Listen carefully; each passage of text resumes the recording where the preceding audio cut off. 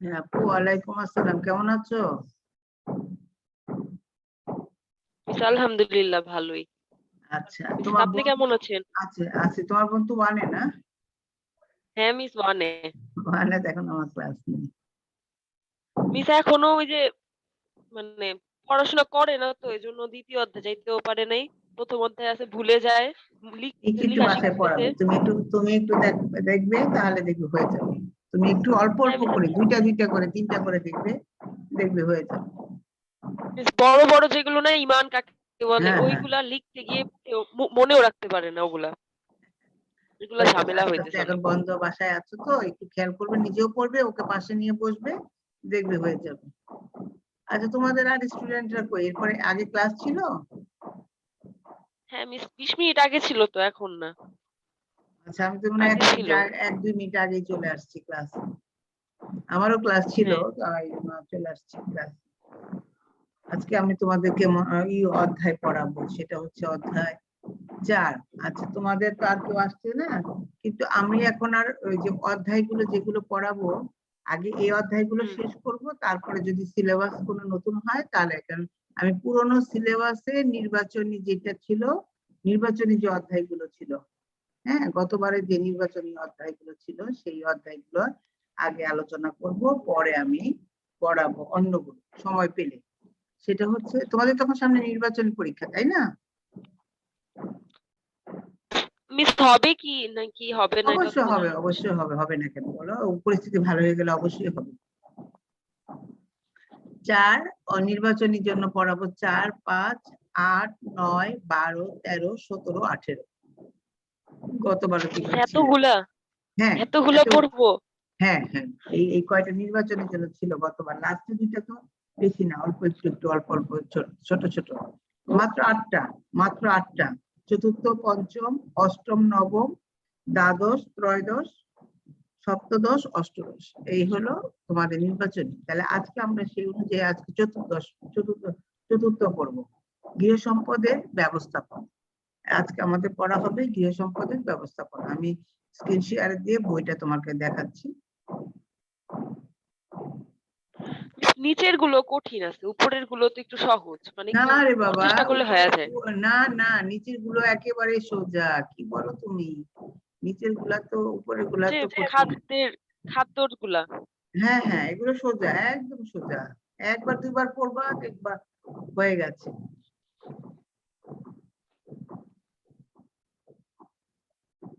এগুলো তো আসসালামু আলাইকুম। ওয়ালাইকুম আসসালাম। কি আসলা? রোল কত আপু? মিস আনিকা, 41। রোল 41। তোমরাই কয়জনই আসো? রোল 41, রোল 13, রোল 6, এই কয়জনই আসে। বাকিরা তো সবাই কি করে জানি না, আসুক ইচ্ছা না আসুক, আমাদের তো কিছু করার নেই। বাসায় থেকে তো আনতে পারবো না, ক্লাস তো বাসায় বসাই করাই দিচ্ছি, তারপরে যদি না আসে তাদের ব্যাপার। আমরা তো বলছি, কিন্তু এখন থেকে কিন্তু তোমাদের বান্ধবীদের বলে দিও, যেমন এই যে আজকে আমরা পড়বো, দেখো চতুর্থ অধ্যায় গৃহ সম্পদের ব্যবস্থাপনা। তাহলে তোমাদের বান্ধবীদের বলে দিও। তোমরা তো নিশ্চয়ই অন্য ক্লাসও শুনেছো না আপু? প্রেজেন্টের কথাটা কি বলেছে? বলছে কিছু জি মিস, টিচাররা। হেড স্যার আপলোড দিছিল ওয়েবসাইটে প্রেজেন্টের হেড কথাটা। স্যারও বলে দিয়েছে, আমাদেরকে প্রত্যেককে ব্যক্তিগত ভাবে স্যার আলাদা আমাদের মেসেজে বলছে যে যেন আমরা বাচ্চারা যদি না জানে, এই জন্য বাচ্চাদেরকে আমরা যেন শিওর বলে দিই যে ই করবে, ক্লাস করবে। আর ক্লাস না করাটা তো আসলে কোনো ব্যাপার না, এটা তো কোনো বুদ্ধিহীনতার কাজ। বুদ্ধিমানের কাজ হলো ক্লাসটা বাসায় বসে পড়া, যেভাবেই হোক ক্লাসটা পড়া। যেহেতু ক্লাস হচ্ছে, তাহলে কেন করব না, তাই না বলো? তাহলে আমরা কেন এই চান্সটা ছাড়বো? এই চান্সটা কি ছাড়া ঠিক হবে? অন্যান্য অনেক স্কুল আছে যেগুলো এই সুবিধাটা পাচ্ছে না। তোমরা যখন এই সুবিধাটা পাচ্ছ, তাহলে তোমরা কেন এই সুবিধাটা গ্রহণ করবে? হ্যাঁ, তাহলে আমাদের কেন আমরা পিছিয়ে পড়বো? আমরা যেমন টিচাররা তোমাদের পিছনে আছে, তা তোমরা তো না এগিয়ে না গেলে তো আমরা পারবো না। আচ্ছা, আজ আমি বের করে ফেলেছি আমাদের ইটা, আমাদের পড়াটা আজকে যেটা হলো আমাদের যেহেতু তোমরা কম আসো তো আর তোমরা আরো এই ভিডিও অন করো না, সুতরাং তোমাদেরকে বই দেখিয়ে পড়াতে সুবিধাই হয়, অসুবিধা হয় না, স্ক্রিনটা পুরোটা জুড়ে পড়ানো হয়। আচ্ছা, তাহলে দেখো আমরা চতুর্থ অধ্যায় আজকে পড়বো গৃহ সম্পদের ব্যবস্থাপনা। আমাদের যে গৃহ সম্পদ আছে সেই সম্পদগুলো আমরা কিভাবে ব্যবস্থাপত্র করলে বা কিভাবে পরিচালনা করলে আমরা এর থেকে বেশি লাভবান হতে পারবো সেই সম্পর্কে আমরা এখন জ্ঞান অর্জন করব। প্রত্যেক পরিবারে সম্পদ আছে, সম্পদ ছাড়া কোনো পরিবার নেই, কম থাকলেও আছে, বেশি থাকলেও আছে, মধ্যম থাকলেও আছে, যেভাবেই হোক সম্পদ ছাড়া কিন্তু কোনো পরিবার নেই। তাহলে আমাদের এই সম্পদগুলো আমরা কিভাবে ব্যবস্থাপনা করব, কিভাবে আমরা আমাদের চাহিদাগুলো মেটাতে পারি সেইগুলো আমরা এখন দেখব। আচ্ছা, আমি কি রেকর্ড করলাম কিনা? আসসালামু আলাইকুম ম্যাম। ওয়ালাইকুম আসসালাম।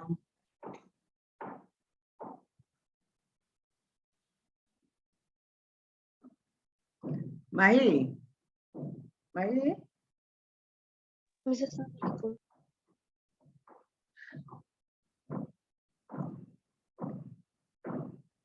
মাম্মি মাইকে একটু ডাকো তো। আচ্ছা,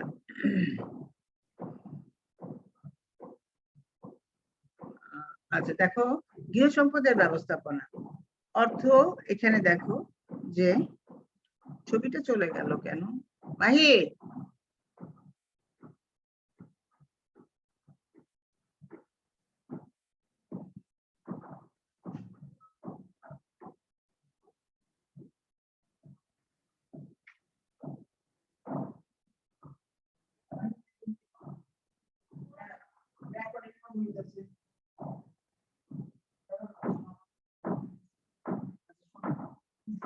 এনে কত হলো? আমার ছবিটা আসতেছে না, এক আর দুই নম্বর কথা আমি কি যে দিছি কিনা, রেকর্ডিং দিছি কিনা এটা বুঝতেছি। আচ্ছা,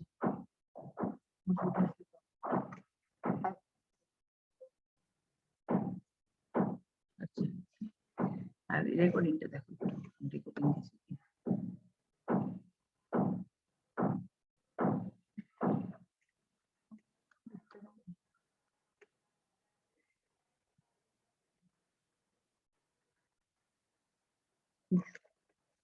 আচ্ছা, ঠিক আছে, ছবি গেল কেন?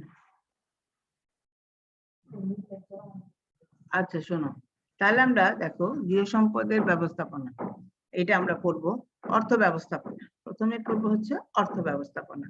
আচ্ছা, অর্থ ব্যবস্থাপনার মধ্যে আছে হলো বাজেট, আর বাজেটের প্রয়োজনীয়তা ও বাজেটের খাত। বাজেট কাকে বলে, বাজেটের কি কি প্রয়োজন আছে সেটা পড়বো, আর বাজেটের খাতগুলো পড়বো, কোন কোন খাতে আমরা বাজেটটা করে থাকি বা খরচ করে থাকি সেগুলোকে বলা হয় বাজেটের খাত। যেমন খাদ্য, বস্ত্র, বাসস্থান, চিকিৎসা, এগুলো এক একটা খাত, এগুলোকে বলা হয় খাত। কোনটার আছে আবার উপখাতও আছে, মানে একটার সাথে আরেকটা লিঙ্ক লাগানো আছে, সেগুলোকে বলা হয় উপখাত। যেমন শিক্ষা, শিক্ষা বলতে অনেক কিছু আছে, এখানে স্কুলের বেতন আছে, পড়াশোনা আছে, বই খাতা আছে, ড্রেস আছে, যাতায়াত আছে, অনেক কিছু। খাদ্য, খাদ্যের সাথে আর অনেকগুলো উপখাত আছে, মাসিক বাজেট, সাপ্তাহিক বাজেট বা প্রতিদিনের বাজেট, এরকম অনেক অনেক উপখাত আছে, সেগুলোকে বলা হয় উপখাত। যখন পড়বে তখন বুঝতে পারবে। তাহলে আমরা দেখো গৃহ ব্যবস্থাপনা, অর্থ ব্যবস্থাপনা, যেটা গৃহ ব্যবস্থাপনায় অর্থকে বস্তুগত সম্পদ হিসেবে বিবেচনা করা হয়। আমরা জানি সবচাইতে বড় সম্পদ হচ্ছে অর্থ, তাহলে গৃহ ব্যবস্থাপনায় অর্থকে বস্তুগত সম্পদ হিসেবে বিবেচনা করা হয়। অর্থ বস্তুগত সম্পদগুলোর মধ্যে সবচেয়ে অন্যতম প্রধান, সবকিছুর মূলেই কিন্তু অর্থ। নিজেরাও একটু চিন্তা করে দেখবে যে অর্থ ছাড়া, টাকা পয়সা ছাড়া কোনো কিছু কিন্তু উপার্জন করা বা সম্ভব না। তাহলে আমাদের মানব জীবনে অর্থের গুরুত্ব অপরিসীম। অর্থের গুরুত্ব কিন্তু সবার কাছে, একটা ভালো মানুষের কাছে, একটা যেভাবেই হোক, যে কোনো মানুষের কাছে, গরিব ধনী মধ্যবিত্ত যাদের কাছে বলো, প্রত্যেকের কাছে অর্থের গুরুত্ব অপরিসীম। মানুষের যে কোনো চাহিদা পূরণ করতে সবচেয়ে বেশি প্রয়োজন হয় অর্থের। অর্থের বিনিময়ে আমরা আমাদের প্রয়োজনীয় দ্রব্য সামগ্রী ও সেবা গ্রহণ করি, তাই না? অর্থের বিনিময়ে কিন্তু আমরা আমাদের এই যে দ্রব্য সামগ্রী, সেবা, এগুলো গ্রহণ করি। অর্থকে সুষ্ঠু ও সঠিকভাবে ব্যবস্থাপনার মাধ্যমে আমাদের অসীম চাহিদাগুলো সীমিত অর্থ দ্বারা পূরণ করা সম্ভব। আমরা যদি আমাদের চাহিদা আসসালামু আলাইকুম। দৈনন্দিন যে চাহিদা, এই চাহিদাগুলো যদি আমরা পূরণ করতে চাই তাহলে আমাদের অর্থ প্রয়োজন। আমাদের কিন্তু চাহিদা শেষ নাই, চাহিদা আমাদের অসীম চাহিদা শেষ নাই, কিন্তু আমাদের অর্থ হলো সীমিত। এই সীমিত অর্থ দ্বারাই আমরা আমাদের চাহিদাকে পূরণ করতে পারি। তাহলে অর্থ ব্যবস্থাপনা আমরা দেখো যে আমরা যদি সুষ্ঠুভাবে এটা ব্যবস্থাপনা করতে পারি তাহলে আমরা কিন্তু আমাদের চাহিদা মিট আপ করতে পারি। আর নাহলে পরে কিন্তু সীমিত সম্পদ দ্বারা এত অসীম চাহিদা কিন্তু পূরণ করা সম্ভব হতো না যদি আমরা এটাকে সুষ্ঠুভাবে ব্যবহার না করি। তাহলে গৃহ ব্যবস্থাপনার পদ্ধতিগুলো অর্থ ব্যবস্থাপনার ক্ষেত্রেও প্রযোজ্য। যেমন চাহিদা পূরণ করে লক্ষ্য অর্জনের জন্য অর্থ ব্যবহারের পরিকল্পনাকে বাস্তবায়ন করা এবং সবশেষে মূল্যায়ন করা। তাহলে আমরা কি করব, দেখো আমরা কি করব, আমাদের অর্থকে ব্যবহার করার জন্য প্রথমেই হলো পরিকল্পনা করব। কি কি ভাবে আমরা যে অর্থটা আছে সেই অর্থটা ব্যয় করব, সেটা কি কি প্রয়োজন, আমাদের কি কি প্রয়োজন, এটা আগে আমরা পরিকল্পনা করব। তারপরে পরিকল্পনাকে আমরা বাস্তবায়ন করার চেষ্টা করব। হ্যাঁ, চেষ্টা করব বাস্তবায়ন করতে। মানে করো যে টাকা থাকলে কিন্তু আমার পেটে খাবার আসবে না। মনে করো আমার টাকা আছে, পরিকল্পনা করছি আমার টাকা আছে, আমি টাকা নিয়ে বসে আছি, এই টাকা থাকলে কিন্তু আমার খাবার আসবে না পেটে। আমাকে কি করতে হবে, এই পরিকল্পনা টাকা দিয়ে জিনিস কিনে তৈরি করে তারপর খেতে হবে, তাই না? তারপর আমি যা খাইলাম সেটা আমার পেট ভরলো কিনা বা আমার রইলো কিনা সেটা পরে বোঝা যাবে, সেটা হলো মূল্যায়ন। সেটা আমি তোমাকে উদাহরণের জন্য বললাম যে আমাকে আগে পরিকল্পনা করতে হবে, তারপরে বাস্তবায়ন করতে হবে, তারপর মূল্যায়ন করতে হবে। তারপরে পরিবারে বিভিন্ন ভাবে আয়ের মাধ্যমে অর্থ উপার্জন করে থাকে। আমি গত ক্লাসেও বলেছি একটা পরিবার বিভিন্ন ভাবে আয় করে থাকে, কোনো সাপ্তাহিক আয়, মাসিক আয়, বাৎসরিক আয়, জমি থেকে আয়, টিউশন থেকে আয়, জিনিস বিক্রি করে আয়, জমির ফসল থেকে আয়, বিভিন্ন ভাবে হয়ে থাকে। কেউ চাকরি, কেউ ব্যবসা, বিভিন্ন ভাবে একটা পরিবারে আয় থাকে। অন্যান্য সম্পদের মতো পরিবারের অর্থ সম্পদও সীমিত। আমাদের যত সম্পদই আছে, আমাদের অনেক কিন্তু সম্পদ, আমাদের সব সম্পদই সীমিত, অর্থ সম্পদও সীমিত। যেহেতু অর্থ একমাত্র বিনিময়ের মাধ্যম, তাই অর্থ দিয়ে আমরা সব চাহিদা পূরণের উপকরণগুলো সংগ্রহ করে থাকি। আমাদের বিনিময় মাধ্যম কি, আমরা একজন দোকানে গেলে আমরা কি বলি, আমাকে 1 কিলো চাল, 1 কেজি চাল দেন। 1 কেজি চালের বিনিময়ে তাকে আমাকে 60 টাকা 70 টাকা যে টাকাই হোক দাম তাকে দিতে হবে, তাহলে সে আমাকে চালটা দিবে। তাহলে আমাদের বিনিময় মাধ্যম কি, বিনিময় মাধ্যম হচ্ছে অর্থ, টাকা। আমার কিছু দরকার হলে আমরা দোকানে যে টাকা দিয়ে কিনে নিয়ে আসি, তাহলে আমাদের বিনিময় মাধ্যম কি, অর্থ। তাহলে আমরা একমাত্র বিনিময় মাধ্যম কিন্তু আমাদের অর্থ। ভবিষ্যতে নিরাপত্তার জন্য আমরা অর্থ সঞ্চয় করতে পারি। এখন আমাদের বর্তমানে আমরা যে সম্পদ আমাদের আছে, যে অর্থ আমাদের আছে, ভবিষ্যতেও যদি আমরা ভবিষ্যতের জন্য না রাখি তাহলে কিন্তু বর্তমান খেয়ে পড়ে শেষ হয়ে যাবে। তখন ভবিষ্যতে কে দেখবে, তাই না? নিরাপত্তা কে দিবে, ভবিষ্যতে কে আমাদের চালাবে? এই জন্য কিন্তু আমরা বর্তমানেই কিন্তু ভবিষ্যতের জন্য আস্তে আস্তে সঞ্চয় করব। এটা হলো আমাদের, যেহেতু ভবিষ্যৎ আছে আমাদের, আমরা মানুষ কবে কি কখন চলে যাব তা তো জানি না, যে কয়দিনই বেঁচে থাকি তখন তো চলতে হবে। এই জন্য আমাদের কি করতে হয়, অর্থ আস্তে আস্তে অল্প অল্প করে সঞ্চয় করতে হয়। এই মূল্যবান সম্পদকে সুপরিকল্পিত ভাবে ব্যয় করতে যে কৌশল অবলম্বন করা হয় তাকে বাজেট বলে। এই যে আমাদের মূল্যবান সম্পদ অর্থ, এই অর্থকে আমরা সঠিকভাবে পরিকল্পিত ভাবে ব্যয় করার যে কৌশল তাকেই বলা হয় বাজেট। তাহলে বাজেট কাকে বলে? আমাদের সম্পদকে সুপরিকল্পিত ভাবে এবং সুকৌশলে ব্যয় করার জন্য যে কৌশল অবলম্বন করা হয় তাকে বাজেট বলে। বাজেট, হ্যাঁ, তোমাদের কিন্তু আমরা কিছু টাকা দিলে, যখন তোমাদের পরিবারে তোমাদেরকে সালামি দেয় বা কেউ তোমাকে আত্মীয় স্বজন এসে গিফট দেয় বা তোমার আব্বু আম্মু অনেক সময় দেয়, তখন তোমরা কি করো, সেই টাকাটা পেলেই কি খরচ করো? নিশ্চয় না। তোমরা তখন কি করো, বাজেট করো, লিখে দাও, জমা করো। তারপরে তোমরা আস্তে আস্তে সেটা থেকে যেটা আগে প্রয়োজন বা তোমার পছন্দের জিনিস সেটা তোমরা আস্তে আস্তে তোমরা কিনো। তাহলে বাজেট এখন আমরা করব যে বাজেট কি। বাজেট হচ্ছে অর্থ ব্যয়ের পূর্ব পরিকল্পনা। বাজেট আর কিছুই না, যে অর্থটা আছে এই অর্থটা কিভাবে ব্যয় করব তার আগে একটা পূর্ব পরিকল্পনা করবে, সেটাই হচ্ছে বাজেট। বাজেট আর কিছুই না। বাজেট তোমার যে টাকাটা আছে, যে অর্থটা আছে, সেই অর্থটা ব্যয় করার পূর্বে যে একটা পরিকল্পনা করতে হবে, কোন খাতে বা কি কি কিনবো, কার সাথে যে কিনবো, কখন কিনবো, কয় টাকা দিয়ে কিনবো, এরকম বিভিন্ন জিনিস চিন্তা ভাবনা করে পূর্ব পরিকল্পনা করতে হবে। আগেই খরচ করার আগেই পরিকল্পনা করতে হবে, তাকেই বলা হয় বাজেট।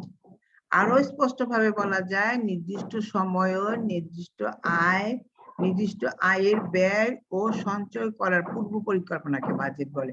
যদি তোমাকে বলা হয় বাজেট কাকে বলে, তুমি কিন্তু এই সংজ্ঞাটাও দিতে পারো, নির্দিষ্ট সময়ে নির্দিষ্ট আয়ের ব্যয় ও সঞ্চয় করার পূর্ব পরিকল্পনাকে বাজেট বলে। আমাদের আয় ব্যয় করলেই হবে না, শুধু এর মধ্যে আমাদের সঞ্চয় করতে হবে। কেন? ভবিষ্যতের জন্য।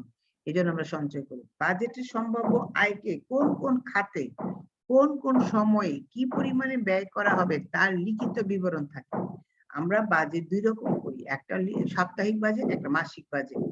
তাহলে আমরা যদি আমাদের লিখিত থাকে তাহলে কিন্তু আমাদের আগে থেকে ধারণা থাকবে যে আমরা কোন কোন খাতে কত টাকা ব্যয় করব, কি কি ব্যয় করব, বা প্রতিদিন আমরা কত টাকা খরচ করলাম তা যদি এটা লিখিত থাকে তাহলেও কিন্তু আমাদের হিসাব মেলাতে সহজ হয় যে আমরা কিভাবে টাকাটা খরচ করলাম। তাহলে সুপরিকল্পিতভাবে ব্যয় করলে মূল্যবান অর্থ অপচয় হয় না। যদি আমরা বাজেট করে চলি তাহলে কিন্তু আমাদের অর্থের অপচয় হয় না। যেমন মনে করো এখন আমার কাছে টাকা আছে 5,000, এখন আমি সেই 5,000 টাকা ব্যাগে নিয়ে নিউ মার্কেটে গেলাম। নিউ মার্কেটে গেলে তো আমাদের সবকিছুই পছন্দ হয়, সবই কিনতে মনে যাবে। আচ্ছা ঠিক আছে, কিনে নিয়ে আসলাম, সব টাকাই খরচ হয়ে গেল। দেখা গেল যে আর মাত্র 100 বা 200 টাকা ব্যাগে আছে, সব টাকা কিন্তু প্রয়োজন ছাড়াও অনেক জিনিস কেনা হয়ে গেল। এখন যখন বাসায় এসে দেখবো যে আমার সারা মাসটা আর কিভাবে যাবে, মাসের যে সামনের দিনগুলো আছে সেগুলো কিভাবে যাবে, তখন তো টাকা লাগবে। দৈনন্দিন যে চাহিদাগুলো সেগুলো তো মেটাতে হবে। তখন আমরা যে শখের জিনিস এটা সেটা কিনে নিয়ে আসলাম, তাহলে আমরা তখন কি করতে হবে? ধার করতে হবে, লোন করতে হবে অন্যের কাছ থেকে। তাহলে এটা কিন্তু বুদ্ধিমানের কাজ হলো না। আমি যদি আমার বাজেটের মধ্যে যা যা কিনতে যাব মার্কেটে সেটাই যদি কিনে নিয়ে আসি, সেটাই কিন্তু বুদ্ধিমানের কাজ। দেখলেই যে কিনে আনতে হবে তা কিন্তু না। তাহলে আমাদের কি সুপরিকল্পিত ভাবে আমাদের এটা অপচয় হবে। আর আমরা যদি বাজেট করে চলি তাহলে আমাদের কখনোই অর্থের অপচয় হবে না, ওইটি কিন্তু আমাদের চাহিদা পূরণ হয়ে থাকবে। তাহলে আমাদের যদি আমরা বাজেট করে চলি তাহলে আমাদের চাহিদা পূরণ হবে, কিন্তু অর্থের অপচয় হবে না। আর যদি বাজেট করে না চলি তাহলে আমরা ধাপে ধাপে সমস্যার সম্মুখীন হব। এখন তোমরাই বলো, আমাদের কি বাজেট করার প্রয়োজনীয়তা আছে না নেই? বলো তো। অবশ্যই আছে, তাই না আপু? অবশ্যই আমাদের বাজেট করার প্রয়োজনীয়তা আছে। তাহলে আমরা দেখো বাজেট করলে কি প্রয়োজনীয়তাগুলো দেখো খুব সুন্দর করে তোমাদের এখানে দেওয়া আছে। একবার যদি তোমরা পড়ো, আমি আশা করি তোমরা একবার পড়লে তোমাদের এটা ক্লিয়ার হয়ে যাবে, অবশ্যই পারবে।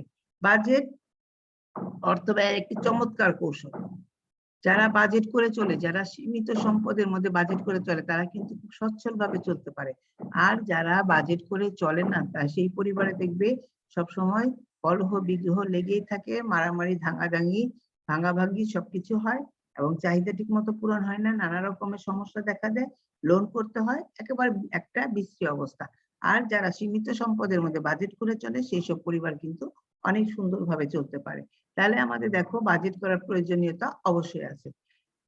বাজেট সীমিত অর্থে আমাদের সকল চাহিদা পূরণ করতে সাহায্য করে। বাজেটের কয়েকটি উল্লেখযোগ্য প্রয়োজনীয়তা নিম্নে উল্লেখ করা হলো। কি কি দেখো? বাজেট পরিবারের আয় ও ব্যয় সম্বন্ধে ধারণা দেয়। বাজেট আমাদের কি করে? পরিবারের আয় ও ব্যয় সম্বন্ধে ধারণা দেয়। তুমি যদি পরিবারের একজন সদস্য থাকো, তাহলে তুমি যদি বাজেটে অংশগ্রহণ করে থাকো তাহলে তুমি জানতে পারবে যে তোমার পরিবারে কয় টাকা আয়, এবং তোমার চাহিদাটাও সেরকম হবে। তুমি ব্যয়টাও সম্বন্ধে ধারণা হবে যে আমাদের এত টাকা আয় আমাদের পরিবারে, আমাদের এতগুলো সদস্য, প্রত্যেকের এই চাহিদাগুলো পূরণ করতে হবে, এই করতে হবে, তাহলে আমরা সেই সম্বন্ধে একটা পরিষ্কার ধারণা থাকবে সবার।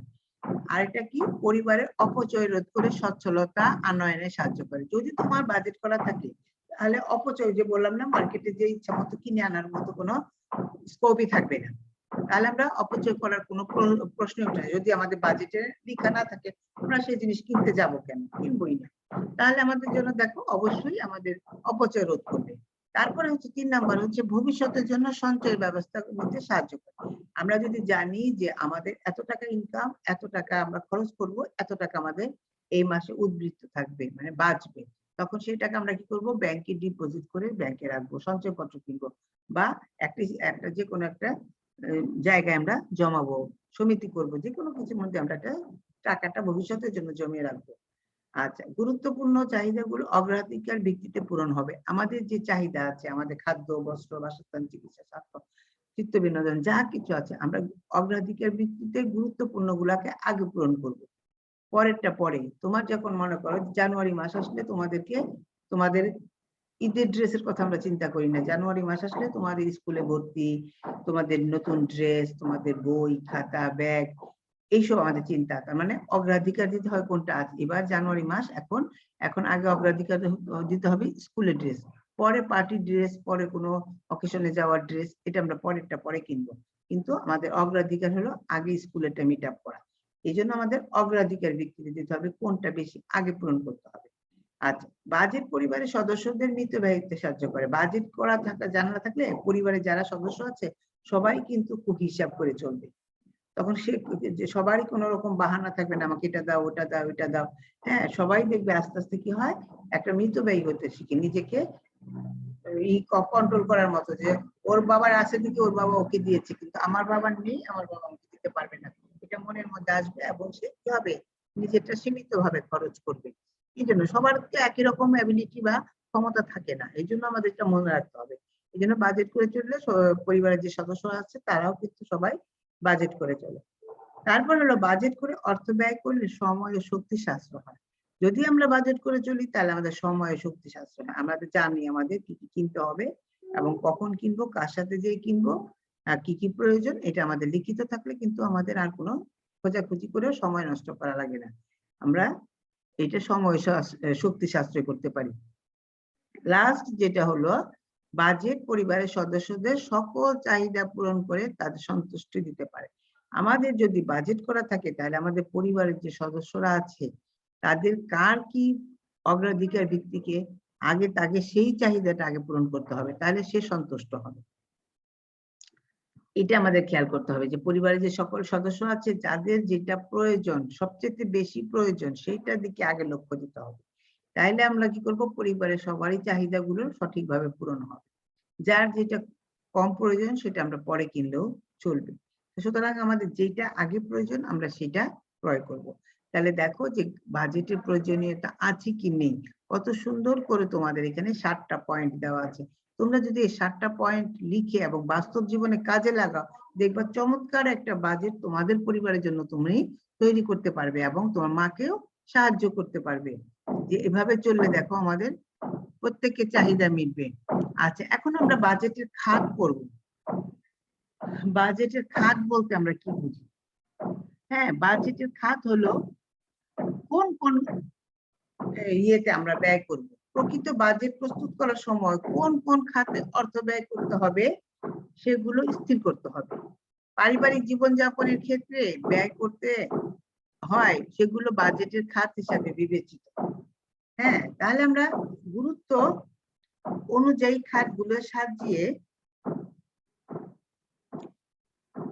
হ্যাঁ, গুরুত্ব অনুযায়ী খাতগুলো সাজিয়ে নিয়ে প্রতিটি খাতে কোন কোন বিষয়ে অন্তর্ভুক্ত করতে হবে তা নির্ধারণ করতে হবে এবং খাতগুলো সাজাতে হয় পরিবারের প্রয়োজনের উপর গুরুত্ব অনুসারে এবং জীবন ধারণের প্রয়োজনে সাধারণত খাতগুলো নিম্নলিখিত ভাবে সাজানো থাকে। আচ্ছা, এটা কিন্তু তোমাদের একটা ব্যবহারিক আছে, ব্যবহারিক থাকে এই অধ্যায়টা বাজেট। হ্যাঁ, তখন তোমাদের একটা মধ্যবিত্ত পরিবারে একটা বাজেট করতে দেয়। এই যে বাজেট করতে দেয়, এই দেখো এখানে বাজেট দেওয়া আছে। এই যে খাত হলো খাদ্য একটা খাত, বাসস্থানকে একটা খাত, চিকিৎসা একটা খাত, তারপরে হলো বস্ত্র একটা খাত, এগুলো আলাদা আলাদা খাত। তাহলে এই যে এখন আমি বলেছিলাম, এই যে দেখো খাদ্যের এখানে শুকনো বাজার দিয়ে একটা খাত সাজানো হয়েছে, কাঁচা বাজার প্রতিদিনে যেটা লাগে, হ্যাঁ প্রতিদিনে যেটা লাগে। আবার এই যে বাড়ির এখানে দেখো বাড়ি ভাড়া, বিদ্যুৎ, গ্যাস, পানি, পানি, এগুলো ট্যাক্স, এগুলো একটা খাত, এগুলো প্রয়োজন হয়। তারপরে বস্ত্রের এখানে দেখো পোশাক ক্রয়, পোশাক তৈরি, মেরামত, বস্ত্র ধৌতকরণ, ইস্ত্রিকরণ, অন্যান্য। তারপরে যে শিক্ষার এখানে দেখো শিক্ষা ওই যে স্কুলের বই খাতা, তারপর বেতন, হ্যাঁ শিক্ষকের বেতন, এই যে এই গেল। আবার এই পাশে দেখো চিকিৎসা ফি, ঔষধপত্র, সদস্যদের ব্যক্তিগত কার্যাদি, যেমন এগুলো হাত খরচ, আমোদ প্রমোদ, এগুলো লাগে। অন্যান্য খরচ যেমন মেহমানাদি, উপহার, চাঁদা, যাতায়াত, হ্যাঁ, খবরের কাগজ, ম্যাগাজিন, এগুলো তো কিনতেই হয়। গৃহকর্মী বেতন মানে কাজের মানুষ থাকে তার বেতন, এগুলো একটা কিন্তু খাত। অন্যান্য খাতের মধ্যে এগুলো। তারপরে হলো এই দেখো লাস্ট হচ্ছে এখানে সঞ্চয়, ভবিষ্যৎ তহবিল। ভবিষ্যতের জন্য যেটা জমা করা হয় সেটা হলো সঞ্চয়। সঞ্চয় আমরা কিভাবে করি? ব্যাংক করি, তারপর ইন্স্যুরেন্স করি, প্রাইজ বন্ড কিনি, সঞ্চয়পত্র কিনি, এগুলো হলো আমাদের সঞ্চয়। তাহলে আমরা দেখো এই যে আমাদের এগুলো হলো খাত। এক একটা খাত কোনগুলো? সবচেয়ে বড় হলো খাদ্য, বস্ত্র, বাসস্থান, চিকিৎসা, স্বাস্থ্য, চিত্ত বিনোদন, তারপর অন্যান্য সঞ্চয়, এগুলো সবই এক একটা খাত। তাহলে আমাদের দেখো আমরা এখন তোমাদের বাজেটের বা প্রকৃত বাজেটের সময় শক্তি সাশ্রয় করে তোমার যুক্তিগুলো লিপিবদ্ধ করো। অবশ্যই তুমি এখন যুক্তি দিতে পারবে। তোমার প্রকৃত বাজেট একটা সময় শক্তি সাশ্রয় করে, কি করে না? অবশ্যই করে। হ্যাঁ, তোমার যদি বাজেট করা থাকে তাহলে তোমার অযথা ঘোরাঘুরি করে সময় নষ্ট হবে না, তোমার জানা থাকবে, এবং কত টাকা খরচ হবে এটাও তোমার জানা থাকবে। তাহলে অবশ্যই তুমি সেটা লিপিবদ্ধ করতে পারবে সুন্দর করে পয়েন্ট আকারে। এটা হলো তোমাদের কাজ। আচ্ছা, এখন আমরা করব হলো বাজেট তৈরির নিয়ম। এই যে বাজেট তৈরি করতে বলছি, কি কি নিয়ম অনুসরণ করে আমরা বাজেট করব। তাহলে আমরা বাজেট করার সময়, তৈরি করার সময় আমাদের কিছু নিয়ম অনুসরণ করতে হবে, বুঝছো? কিছু নিয়ম অনুসরণ না করলে তো আমরা প্রকৃত বাজেট করতে পারবো না। তাহলে আমাদের জানতে হবে, বাজেট করার নিয়মটা জানতে হবে। তাহলে বাজেট তৈরির সময় কতগুলো নিয়ম আছে যা অনুসরণ করলে প্রকৃত বাজেট তৈরি করা যায়। প্রতিটি কাজ যেমন নিয়ম মাফিক না করলে কাজগুলো সঠিক ও সুন্দরভাবে করা সম্ভব হয় না, তেমনি বাজেট করার সময় নিয়ম অনুযায়ী না করলে বাজেটের যথার্থ বা কার্যকারী হবে না। এবং বাজেট তৈরি করার সময় নিয়মগুলো নিচে বর্ণিত হলো, এবং কি কি নিয়ম পালন করব সেগুলো দেখো। 1 নাম্বার হলো বাজেট সাধারণত মাসিক ভিত্তিতে করা হয়। আমি বলছি যে বাজেট কিন্তু আমরা সাপ্তাহিকও করতে পারি, কিন্তু আমাদের বেতনটা যেহেতু মাসিক অনুযায়ী হয় বেশিরভাগ মানুষের, এই জন্য আমরা 12 মাসে বা হিসাবে আমরা প্রতি মাস অনুযায়ী বাজেট করতে পারি। তাই মাসের সম্ভাব্য মোট আয় নির্ধারণ করে নিতে হবে। আমার মাসে বেতনটা কত আসবে, আয়টা কত আসবে। শুধু বেতন থেকে আয় তা কিন্তু না, একটা পরিবারে অনেক রকমের আয় হতে পারে। আমি গত ক্লাসেও বলেছি, সেটা হচ্ছে মনে করো জমি থেকে ফসল বিক্রি করে আয়, দোকান আছে দোকান ভাড়া দিয়ে আয়, বাড়ি আছে বাড়ি ভাড়া দিয়ে আয়, হ্যাঁ, কেউ ব্যবসা করে ব্যবসার থেকে আয়, এরকম নানা রকমের আয় আছে। সেই সবগুলো আয় একত্র করে সম্ভাব্য মোট কত টাকা হবে আগে সেটা আমাদের জানতে হবে, তারপর আমরা বাজেট করব। আয় হিসাবে করার সময় পরিবারের সব রকম উৎসের দিকে নজর দিতে হবে। কোন কোন খাতে থেকে কত টাকা আয় আসবে, সবগুলো কিন্তু উৎস, মানে কোথা থেকে কত টাকা আসবে এটা হলো উৎস। মানে বেতন থেকে কত টাকা আসবে, জমি থেকে কত টাকা আসবে, বাড়ি ভাড়া কত টাকা আসবে, সবকিছু এক জায়গায় করতে হবে। যেহেতু অর্থ দিয়েই বাজেট করতে হবে, তাই পরিবারের মোট আর্থিক আয় নির্ণয় করতে হবে। মোট কতটা আয় আছে একটা পরিবারের সেটা আগে জানতে হবে, কারণ অর্থ দিয়েই তো সবকিছু বাজেট করা হবে, আর অর্থটা কতটা আসবে সেটা আগে আমাদেরকে নির্ণয় করতে হবে। 3 নাম্বার, যে সময়ে বাজেট করা হবে সে সময়ে পরিবারের সদস্যদের প্রয়োজনীয় দ্রব্য ও সেবা কর্মের একটি তালিকা নির্ধারণ করতে হবে। ওই যে আমি বললাম যে পরিবারের যে সদস্যরা আছে প্রত্যেক সদস্যদের একেবারে বেসিক নিড, যেটা না হইলেই নয়, সেটা তোমাদের আগে মিট আপ করতে হবে। যেটা একেবারে প্রয়োজন সেইগুলোর দিকে আগে খেয়াল করতে হবে। কোন জিনিসটা আগে কিনতে হবে সেটা আগে খেয়াল করতে হবে। কোন সেবা কর্মটা আমাদের সেবাটা আগে দিব সেটা আগে করতে হবে। এখন মনে করো অসুখ হয়েছে, ডাক্তারের কাছে যাওয়া, এটা কিন্তু অগ্রাধিকার ভিত্তিতে করতে হবে। হ্যাঁ, প্রতি মাসে এটা লাগে না, কিন্তু যখন যেটা লাগবে তখন তো সেটা অবশ্যই করতে হবে। প্রয়োজনীয় দ্রব্যগুলোকে প্রধান প্রধান খাতে শ্রেণীভুক্ত করে প্রত্যেক শ্রেণীর অন্তর্ভুক্ত অন্যান্য দ্রব্যের নাম উল্লেখ করতে হবে। আমরা ওই যে বললাম যে আমাদের কিন্তু খাদ্য আছে। এখন খাদ্য বলতে আমাদের প্রতিদিনের একরকম বাজার, কাঁচা বাজার একরকম, পাকা বাজার, চাল ডাল যেগুলো আমরা প্রতিদিন কিনি না, তেল এগুলো কিন্তু প্রতিদিন কিনি না, মাসে একবার কিনি, তাহলে সেগুলো একটা খাত। আর প্রতিদিনের মাছ মাংস সবজি এগুলো আলাদা কিনি, সেটার একটা খাত। আবার এমনও আছে যে কিছু হঠাৎ করে মেহমান আসলো, তার জন্য কিন্তু আমরা প্রতিদিন যা খাই তাকে কিন্তু সেটা খাওয়াতে পারছি না, তার জন্য একটা আলাদা স্পেশাল বাজার করতে হচ্ছে। হ্যাঁ, গুরুত্ব দিয়ে তার জন্য আমরা আলাদা কিনছি, এটাও কিন্তু একটা খরচ। এটাও আমাদের মাথায় থাকতে হবে। তাহলে আমাদের প্রয়োজনীয় দ্রব্যগুলো প্রধান প্রধান খাতে শ্রেণীভুক্ত করে প্রত্যেক শ্রেণীর অন্তর্ভুক্ত খাদ্যের নাম উল্লেখ করতে হবে। কি কি দ্রব্য আমরা কিনবো সেটা অবশ্যই উল্লেখ থাকতে হবে। তারপরে হচ্ছে তালিকাভুক্ত প্রতিটি দ্রব্যের মূল্য নির্ধারণ করার আগে সব জিনিসের বাজার দর সঠিকভাবে জানতে হবে। এরপর সবগুলো মূল্য একত্রে বাজেট অন্তর্ভুক্ত করতে হবে। এখন মনে করো আমি বাজেট করলাম, কিন্তু আমার বাজার দর সম্পর্কে যদি আমার আইডিয়া না থাকে, তাহলে আমি কিভাবে বাজেট করবো? এই জন্য আমাকে আগে বাজার দর সম্পর্কে, চালের কত করে কেজি, চিনি কত করে, তেল কত করে, হ্যাঁ ডাল কত করে, হ্যাঁ তাহলে আমার যদি এইটা সম্পর্কে জানা থাকে যে কোথায় থেকে কিনলে সস্তা পাবো, কোথায় থেকে এটা কম দামে পাবো, ভালো জিনিস পাবো, হ্যাঁ বাজার মূল্য একটু কম হবে, এটা আমাদের সঠিক ধারণা থাকতে হবে। তারপর আমরা বাজেট করতে পারবো। এক্ষেত্রে পরিবারের সদস্যদের মতামত নেওয়া ভালো। পরিবারের যারা সদস্য আছে তারা যদি মতামত দেয়, সবাই একত্রে মিলে বসে যে এখান থেকে এটা কিনলে মনে করো আমরা একটু কম দাম পেতে পারি, হোলসেল মার্কেট যেটা আমরা গেলে সেখানে একটু কম দামে দেয়, হ্যাঁ তা পাইকারি বাজারে গেলে একটু আমরা কম দামে পেতে পারি, সেরকম জায়গায় আমরা যদি যাই তাহলে দেখা যায় যে আমরা কম দামে কিনতে পারি। হ্যাঁ, বেশি করে কিনলে অনেক সময় কম দাম দেয়, এরকম আমাদের ধারণা থাকতে হবে। আমরা যদি প্রতিদিন 1 কেজি করে চাল কিনে নিয়ে আসি, এটা আমাদের প্রতিদিন হয়তো একদিন ভুলেই গেলাম চাল আনার কথা, এটা কিনলেও খরচ বেশি হবে, আবার প্রতিদিন আনাটাও এক ঝামেলা। এই জন্য আমরা চাল কিন্তু বস্তা করে কিনে নিয়ে আসি, মাসেরটা একবারে কিনি। তাহলে আমাদের এটা জানতে হবে কোন দ্রব্য কোথায় থেকে কিনলে কিভাবে কিনলে সস্তা পাবো, এটা আমাদের একটা থাকতে হবে। বিভিন্ন সদস্যদের কাছ থেকে দ্রব্যমূল্য সম্পর্কে বিভিন্ন ধরনের তথ্য পাওয়া যেতে পারে। অনেকেই কিন্তু জানে, পরিবারে যারা বাজারে যায় তারা কিন্তু জানে যে কোন বাজারে গেলে একটু সস্তা পাওয়া যাবে। এটা যদি তাদের কাছ থেকে আমরা আইডিয়া নিই, তাহলে কিন্তু আমরা সত্যি আমরা ভালো জিনিস কিনতে পারবো, সস্তা কিনতে পারবো, এবং যে সেখানে চিনে তাকে নিয়ে যেতে পারবো। ভালোভাবে না জেনে জিনিসের মূল্য নির্ধারণ করলে বাজেট বাস্তবায়নে অসুবিধার সম্মুখীন হওয়ার আশঙ্কা থাকে। আমরা যদি জিনিসের দাম না জেনে যদি বাজেট করি, তাহলে কি হবে? আমাদের প্রতিদিনই দেখা যাবে যে যা বাজেট করেছি তার চেয়ে টাকা বেশি লাগছে। তার মানে কি আমি দাম কম কম ধরেছি, এখন দেখি বাজারে গেলে দেখি দাম বেশি। এই জন্য দেখা যাচ্ছে যে বাজেটের সাথে টাকার মিল গড়মিল হয়ে যাচ্ছে। তাহলে মানে প্রতিনিয়ত সমস্যার সম্মুখীন হতে হবে। এই জন্য আমরা সঠিক জিনিসের দাম ধরবো, হয় 2 টাকা বেশি আর নয় 2 টাকা কম, এই হতে পারে। কিন্তু একটা আকাশ পাতাল যদি আমরা ধরি, তাহলে দেখা যাবে কি হবে যে আমাদের বাজেটটা বাস্তবায়ন করতে পারছি না। তারপরে হচ্ছে দেখো আনুমানিক আয়ের সাথে ব্যয়ের একটা সমতা রক্ষা করতে হবে।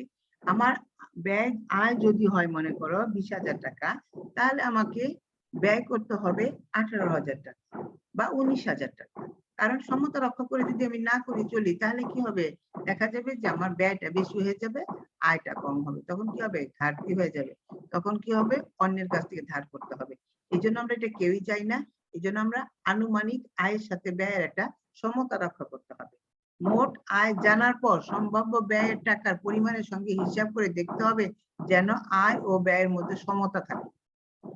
একরকম আয় 20,000 টাকা মাসে আয়, কিন্তু খরচ যদি করি 30,000 টাকা, তাহলে 10,000 টাকা কোথায় পাবো? এরকম খরচ করা যাবে না। আয়ের সাথে ব্যয়ের একটা সমতা থাকতে হবে। ব্যয় যেন কখনোই আয়ের অঙ্ক থেকে বেশি না হয়, লেখাপড়া বলেই দিয়েছে। তবে পারিবারিক আয় বাড়িয়ে অথবা খরচের পরিমাণ কমিয়ে অবস্থা মোকাবেলা করা যায়। অনেক সময় দেখা যায় কি হঠাৎ করে কিছু টাকা পাওয়া গেল কোনো একটা জায়গা থেকে, মনে করো জমি থেকে কিছু ফসল বিক্রি করে টাকা আনা হলো, হঠাৎ করে পাওয়া গেল, তখন আমরা কিন্তু এই টাকাটা দিয়ে একটা অন্য কিছু করতে পারি, বা পরিবারের যেখানে যেখানে লাগবে টাকাটাও একটু সেই চাহিদাগুলো মেটাতে পারি। এটা হঠাৎ করে অনেক সময় পাওয়া যেতে পারে, এরকম হতে পারে। বা কোনো এক জায়গায় একটা কাজ করেছি, সেটার বিনিময়ে টাকা পেয়েছি, সেই টাকাটাকে পরিবারের অন্যান্যদের চাহিদা আমরা মিট আপ করতে পারি। কোন খাতে কত টাকা ব্যয় করা হবে তা নির্ধারণ করতে হবে। আমরা আগে থেকে নির্ধারণ করব যে কোন খাতে কত টাকা ব্যয় করতে, সেটা আমাদের নির্ধারণ থাকবে।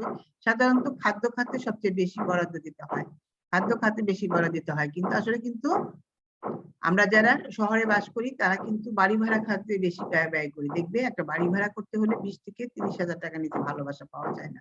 কিন্তু আসলে খাদ্য খাতে কিন্তু বেশি বরাদ্দের কথা এখানে বলেছে। এটা নিম্নবিত্ত পরিবারগুলো বাজেটের খাদ্য খাতে শতকরা 40 থেকে 60% বরাদ্দ দেওয়া হয়। পক্ষান্তরে নিম্নবিত্তদের বাজেটে এই আয়ের শতকরা 80% খরচ হয়ে যেতে পারে। কারণ নিম্নবিত্তদের তো আয় কম, তারা কি করে বেশি টাকাটা খাবারের খাতেই ব্যয় করে। আয় যত বাড়ে শতকরা হার খাদ্য খাতে তত কমে যায়। সাধারণত নিম্নবিত্ত বরাদ্দ দেওয়া হয় সঞ্চয় ও চিকিৎসা ইত্যাদি খাতে, তাই না? আসলে তো তাই, সঞ্চয় করার জন্য সবাই একটু উদ্যোগ থাকে, কারণ ভবিষ্যতে কে দেখবে, এই জন্য সঞ্চয় যেটুকু পারে একটু সঞ্চয় করার চেষ্টা করে।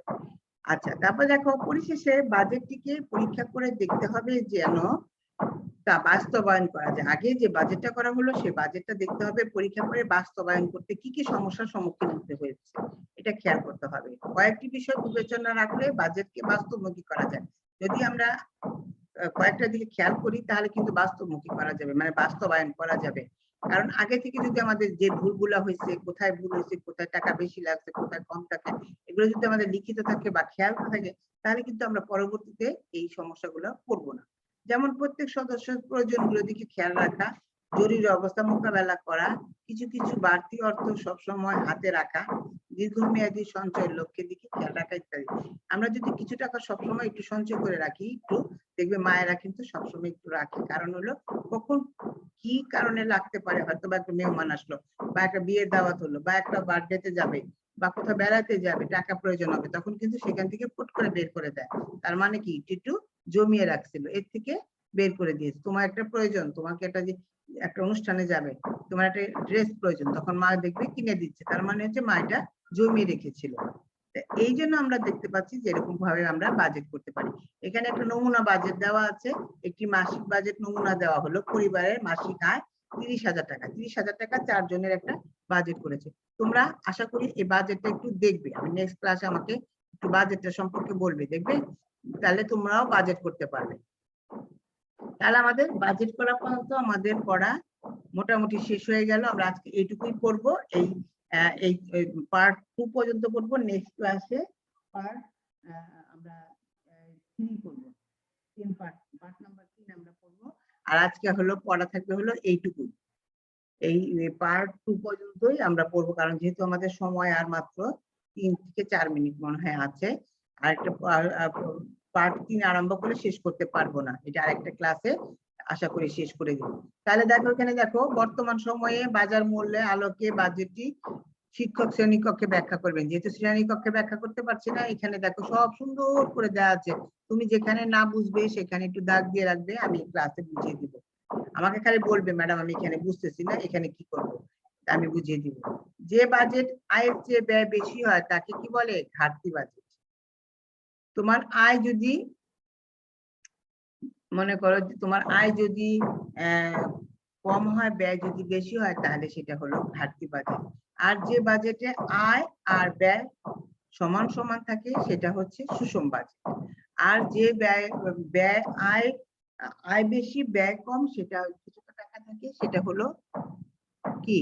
উদ্বৃত্ত বাজেট। তাহলে এখানে দেখো লিখেছে, উল্লেখিত বাজেটটিতে আয় ও ব্যয় পরিমাণ সমান এরকম বাজেটকে সুষম বাজেট বলে।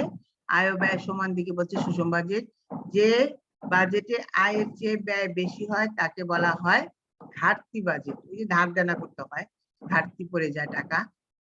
এছাড়া যে বাজেটে যদি আয়ের চেয়ে ব্যয় কম হয় সেটি হচ্ছে উদ্বৃত্ত বাজেট। মনে করো তোমার আয় 20,000 টাকা, তুমি খরচ করেছো 18,000 টাকা, তাহলে 2,000 টাকা কি রইলো? উদ্বৃত্ত, 2,000 টাকা জমা করা যাবে। এই জন্য এটা হলো উদ্বৃত্ত বাজেট। উদ্বৃত্ত বাজেট হলো সবচেয়ে ভালো বাজেট। সবচেয়ে ভালো বাজেট কোনটা? উদ্বৃত্ত বাজেট। 3 প্রকার বাজেটের মধ্যে সবচেয়ে ভালো বাজেট হলো উদ্বৃত্ত বাজেট। ঘাটতি বাজেট কখনোই আমাদের কাম্য নয়। ঘাটতি বাজেট আমরা কেউই চাই না, কারণ প্রতি মাসে লোন করা, ধার করা ভালো কাজ না। এই জন্য আমরা ঘাটতি বাজেট আশা করি না, কারণ এরকম বাজেটে ঋণের বোঝা বাড়ে, ঋণ করতে হয়, এই জন্য এটা আমরা কেউই চাই না। এখানে একটা কাজ দেওয়া আছে, অভিভাবকের সহায়তায় তুমি তোমার পরিবারের মাসিক বাজেট তৈরি করো। দেখেছো, এই যে এখন থেকে তোমরা যদি নিজেরা হিসাব করে চলতে শিখো, মা বাবাকে সাহায্য করো, তাহলে তোমাদের পরিবারটা অনেক সুন্দর সুখী পরিবার হবে, আমি আশা করি। আচ্ছা ঠিক আছে আপু, আমাদের তাহলে আজকে অ্যাটেন্ডেন্স 13, 41, 6, 17, তাই না আপু? কথা বলো। রোল নাম্বার 16 আছো? ক্লাসে আছো? জি মিস। কথা বলো, আমার সাথে কথা বলো। রোল 16 আছো ক্লাসে, প্রেজেন্ট দাও। জি মিস আছি। হ্যাঁ, আমি কিন্তু এখন থেকে লাস্টে প্রেজেন্ট দিব, কারণ হচ্ছে অনেকে ক্লাস থেকে চলে যায়, জন্য লাস্টে প্রেজেন্ট না বললে সেটা প্রেজেন্ট হবে না। Roll 16 present. আচ্ছা, রোল রোল আর রোল হলো 13 আছো, রোল 13 আছো, রোল 13, রোল 13 নেই। রোল 41, জি মিস আছি। আচ্ছা ঠিক আছে। রোল 41 আছে, রোল 16 আছে, রোল 6, জি মিস আছি। আচ্ছা, রোল 17, জি মিস আছি। আচ্ছা, রোল 13 নেই আপু। আচ্ছা, আর কেউ আছে নতুন? নতুন কেউ মিস আছো? রোল 1 আছি। রোল 1, হ্যাঁ। আচ্ছা, আর কে আছো? রোল 13 কিন্তু আমি কাটা দিয়ে দিলাম, রোল 13 কে আমি প্রেজেন্ট দিলাম না, আমি পাইনি। লাস্ট আমি যখন ডাকবো তখন যদি প্রেজেন্ট না দেয় তাহলে সে অ্যাবসেন্ট। ঠিক আছে আপু, আল্লাহ হাফেজ, আজকে এখানে শেষ করছি। আসসালামু আলাইকুম। ওয়ালাইকুম আসসালাম, সবাই ভালো আসসালামু থাকো, আলাইকুম সুস্থ ম্যাম। থাকো, আসসালামু আলাইকুম। নিরাপদে থাকো, ক্লাসের সাথে থাকো। আজ এখানে শেষ করছি, আল্লাহ হাফেজ।